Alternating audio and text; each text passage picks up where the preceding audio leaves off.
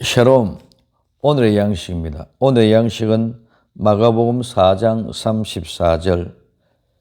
비유가 아니면 말씀하지 아니하시고 다만 혼자 계실 때에 그 제자들에게 모든 것을 해석하시더라. 아멘.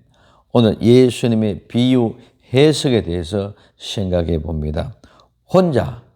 따로 혼자 계실 때에 제자들에게 모든 것을 해석하시더라. 그래서 혼자 계실 때 예수님께서 제자들에게 모든 것들을 즉 설명해주고 해석해주고 해결해주고 의문을 풀어주는 모습을 볼 수 있습니다.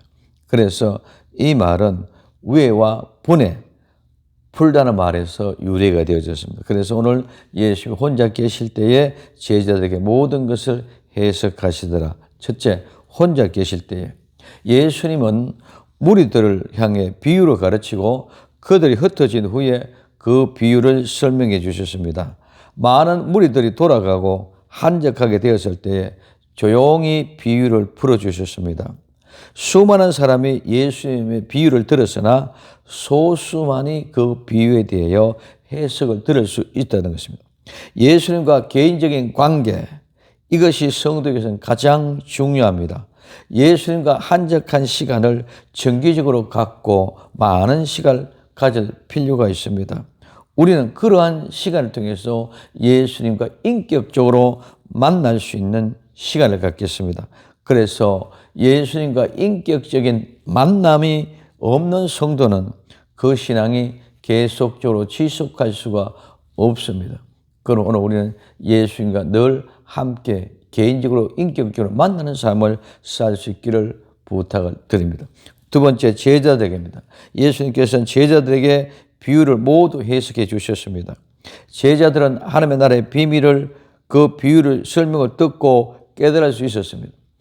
예수님의 제자들은 비록 소수였잖아 예수님과 함께 생활하고 배우고 실천함으로 확실한 교육을 받았습니다. 모든 비유의 해석을 들은 제자들은 분명히 특권을 누린 자들입니다. 그러나 예수님은 제자들이 특권이나 누릴 것을 원하지 않고 비밀을 가르쳐 주셨습니다. 왜? 그들이 하나님 나라의 비밀을 바로 깨닫고 바로 알아서 예수님의 복음을 바로 전할 때에 예수님의 사역이 이어져 갈 수 있다는 것입니다. 그렇기 때문에 예수님께서는 지상 사역을 마친 뒤 성령님의 권능으로 힘입어서 제자들은 세상에 남아 하나님의 나라의 확장을 위하여 순교하기까지 주어진 사명을 잘 감당했습니다. 세 번째, 모든 것을 해석합니다. 예수님께서 모든 비유를 풀어주셨습니다. 그래서 듣는 이로 하여금 분명한 의미를 깨닫도록 했었습니다. 또한 영적인 진리에 대한 예수님의 설명은 어떤 세력으로부터 제약받지 않고 무궁무진하게 풀어주셨습니다. 같은 진리를 가지고도 다양한 측면에서 표현과 설명이 가능했던 것입니다. 하나님의 말씀을 가르치는 자들은 청중보다도 하나님의 말씀에 대한 확실히 알고 있어야 합니다. 뿐만 아니라 그들의 영적인, 지적인 수준에 맞춰서 올바로 설명할 수 있어야 됩니다. 말씀을 잘 가르칠 수 있도록 노력해야 됩니다. 그리고 예수님처럼 진리의 삶을 살아 보여주며야만 합니다.